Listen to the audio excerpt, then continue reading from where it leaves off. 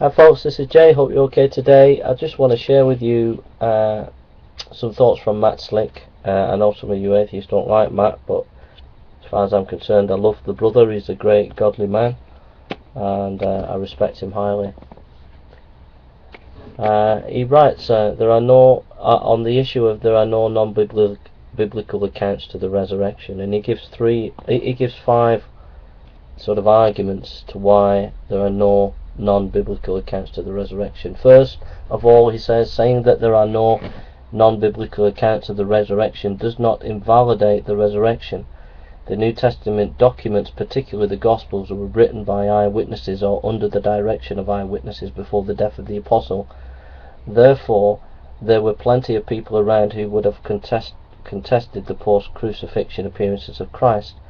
We must first understand that the Gospels are historical documents, and they are reliable ones. Second, it is not accurate to say that there are no extra biblical accounts of the resurrection of Christ. There are other historians who have written about this. However, the problem with most of them is that they were not contemporaries of Jesus. They were written well after the fact. This therefore tends to invalidate the reliability of these extra biblical accounts according to the critics. But if the extra biblical accounts are not valid because they were written after the fact by non-eyewitnesses, then that indirectly supports the gospel accounts, which are written by eyewitnesses, by those who knew Jesus and encountered him after his resurrection. Third, how do you have witnesses to the resurrection? Even the disciples didn't see him rise from the dead. Instead, they saw him after he had risen, as was evidenced by the wounds in his hands and side when he appeared to them. John chapter 20:27. He appeared to those who most needed to see him. They were the ones who had spent years with him, watching him do miracles, watching him heal the sick, and teaching great wisdom and love. After Jesus died, their faith in him had been shattered. It was necessary that Jesus appeared to them in order to establish the truth of who he said he was, namely God is flesh. John 8:24-58, John chapter 10 verse 33. Number 4, Jesus would have to appear only to those who had seen him before his crucifixion, since appearing to someone who had never seen him or knew that he died would prove nothing. This means that the ones whom Jesus would appear to were those who were following him in the area of Israel.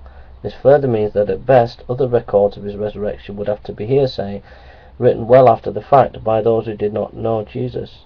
And number 5, we do not have non-biblical accounts of the resurrection of Jesus. Now, there was about this time Jesus, a wise man,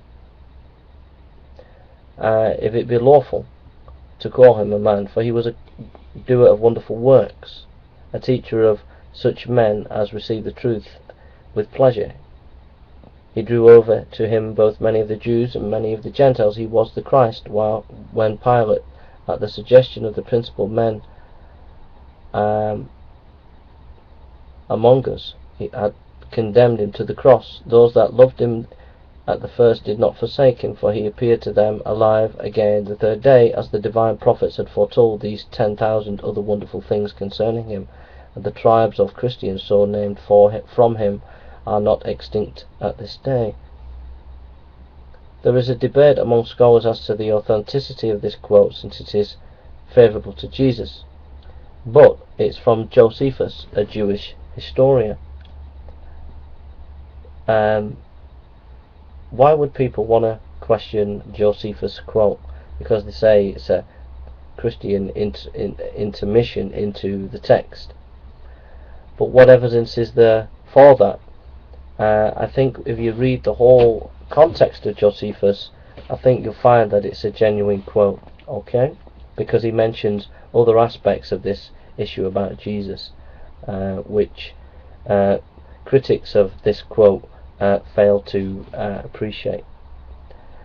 So in other words, there are things outside the New Testament that verify the resurrection of Christ, but they come not as eyewitnesses, but they indirectly back up the resurrection of Christ and the eyewitnesses to that. Okay? And Christ is going to, when he rose from the dead, is going to appear to those who know him. Alright? Otherwise it wouldn't be verified that he did rise from the dead. Thank you for listening. That's Hope that's a blessing to you. Take care.